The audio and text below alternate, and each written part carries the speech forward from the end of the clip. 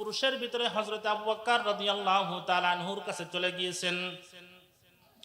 সালাম দিয়ে ডাক দিয়ে বলেন, বন্ধু আবু বকর, আমার কাছে ওহী নাজিল হয়েছে, মানব রচিত সকল ধর্ম মন্ত্র বাদ দিয়ে এক আল্লাহর গোলামি করতে হবে, এক আল্লাহকে স্বীকার করতে হবে, এক আল্লাহর দিন মানতে হবে। আবু বকর, এই মর্মে তোমার বক্তব্য কি জানতে চাই?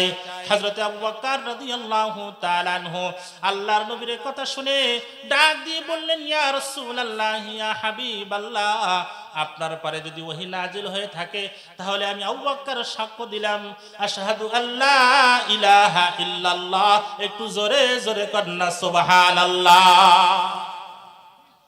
আম্মা জান আয়েশা সিদ্দিকা রাদিয়াল্লাহু তাআলা আনহা একদিন আল্লাহর নবী জনাবে মুহাম্মদুর রাসূলুল্লাহ সাল্লাল্লাহু আলাইহি ওয়াসাল্লামের কাছে রাতের বেলা বসে আছেন, আসমানের দিকে তাকিয়ে বলতেছেন, ইয়া রাসূলুল্লাহ, ইয়া হাবিবাল্লাহ, ওই যে আসমানে লক্ষ লক্ষ কোটি কোটি তারকা দেখা যায়, ইয়া রাসূলুল্লাহ, ইয়া হাবিবাল্লাহ, আপনার কোন সাহাবী কি এমন আছে যাদের জিন্দেগীর আমল ওই তারকা সমপরিমাণ?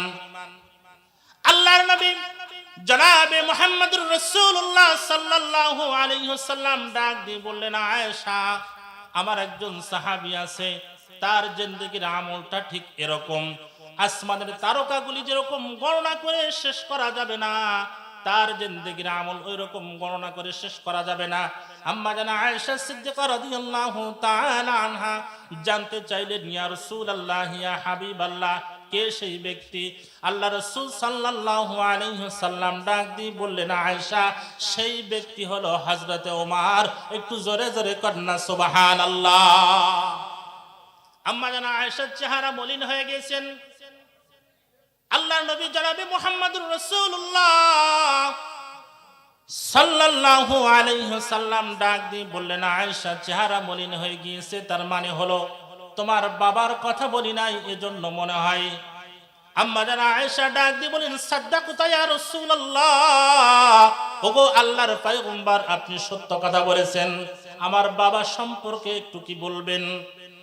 আল্লাহর নবী জনাবে মুহাম্মদুর রাসূলুল্লাহ সাল্লাল্লাহু আলাইহি ওয়াসাল্লাম ডাক দিয়ে বললেন, আয়েশা, আবু বকর রাদিয়াল্লাহু তাআলা আনহুর জিন্দেগীর এক রাতের আমল যদি এক পাল্লায় রাখা হয়, তামাম দুনিয়ার সমস্ত মানুষের নেক আমল যদি এক পাল্লায় রাখা হয়, আবু বকরের নেকির পাল্লাটা ভারী হয়ে যাবে। একটু চিৎকার দিয়ে পড়ুন সুবহানাল্লাহ। পুরুষের ভিতরে সর্বপ্রথম হযরতে সিদ্দিক আবু বকর রাদিয়াল্লাহু তাআলা মুসলমান হয়েছেন, আল্লাহর নবীর হাতে হাত দিয়ে কালিমা পড়েছেন। এবং মহিলাদের ভিতরে আম্মা জান খাদিজাতুল কুবরা রাদিয়াল্লাহু তাআলা আনহা, উনি সর্বপ্রথম কালিমা স্বীকার করেছেন। এই আবু বকর রাদিয়াল্লাহু তাআলা আনহু আশআরে মুবাশশারা 10 জন জান্নাতি সাহাবী, যারা দুনিয়ায় থাকা অবস্থায় জান্নাতের সার্টিফিকেট পেয়েছেন, তার প্রথম কাতারে প্রথম ব্যক্তি কে ছিলেন বলেন? হযরত আবু বকর রাদিয়াল্লাহু তাআলা আনহু। আল্লাহর নবী জনাবে মুহাম্মদুর রাসূলুল্লাহ সাল্লাল্লাহু আলাইহি ওয়াসাল্লাম মিরাজের রাতে আরশে আজিমের নিচে যখন গেছেন, এমত অবস্থায় একটি আওয়াজ হলো, যা আবু বকরিন ক্বাবলা মাজি ফিল আরশ। আল্লাহর রাসূল হাদিস বর্ণনা করেন, আল্লাহর রাসূল বলেন, সাহাবায়ে کرام হাদিস বর্ণনা করেন, আল্লাহর রাসূল সাল্লাল্লাহু আলাইহি ওয়াসাল্লাম দুনিয়াতে যেভাবে যে কণ্ঠে হযরত আবু বকরকে ডেকে থাকেন, আর হযরত আবু বকর আল্লাহর নবীর ডাকটা জবাবটা যেভাবে যে কণ্ঠে দিয়ে থাকে, তিলকা বিতিলকা সমান সমান ওই রকম হুবহু কণ্ঠে আল্লাহর নবীর কণ্ঠ নকল করে আবু বকরকে ডাকা হলো।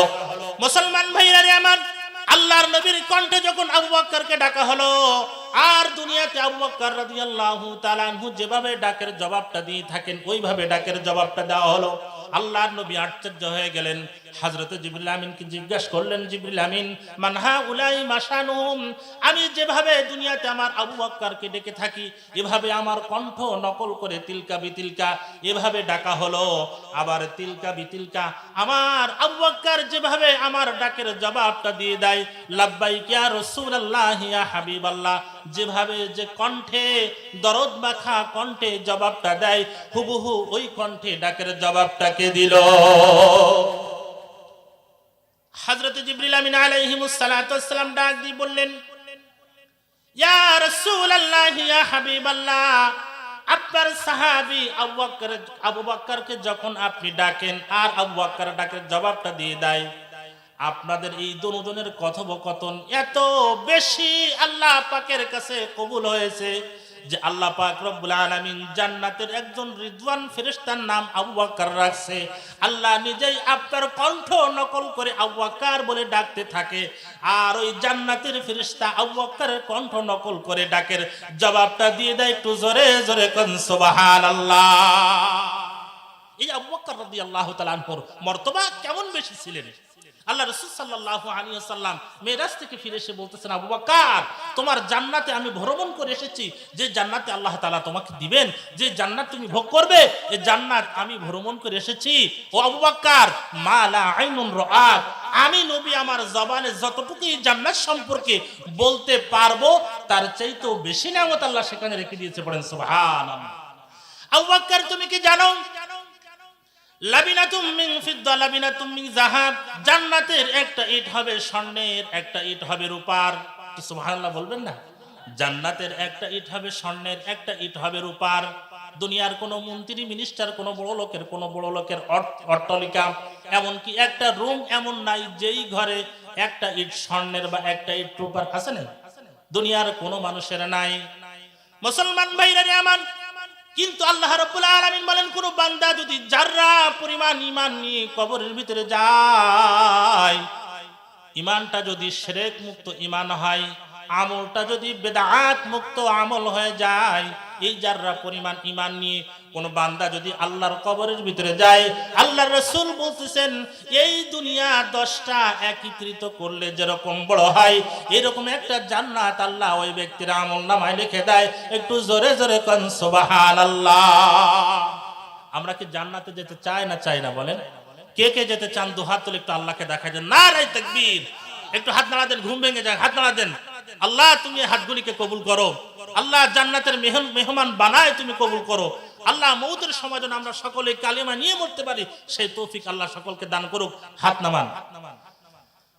আল্লাহ রাব্বুল আলামিন কোরআনে কারীমের ভিতরে বলতেছেন, ওয়া আম্মা মান খাফা মাকামা রাব্বিহি ওয়া নাহান নাফসা আনিল হাওয়া।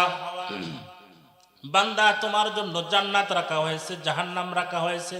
অন্য আয়াতে আল্লাহ আবারও বলতেছেন, ফারিকুম ফিল জান্নাতি ওয়া ফারিকুম ফিস সাইর। দুইটা রাস্তা তোমার জন্য রাখা হয়েছে, একটি হলো জাহান্নামের রাস্তা, আরেকটি হলো জান্নাতের রাস্তা। এই দুনিয়া আসল দুনিয়া না, এই দুনিয়ার কষ্ট আসল কষ্ট না, আসল কষ্ট হলো জাহান্নামে। এই দুনিয়ার শান্তি আসল শান্তি না, আসল শান্তি হলো আল্লাহর জান্নাতে। একটু জোরে জোরে কোন কথা ঠিক কিনা?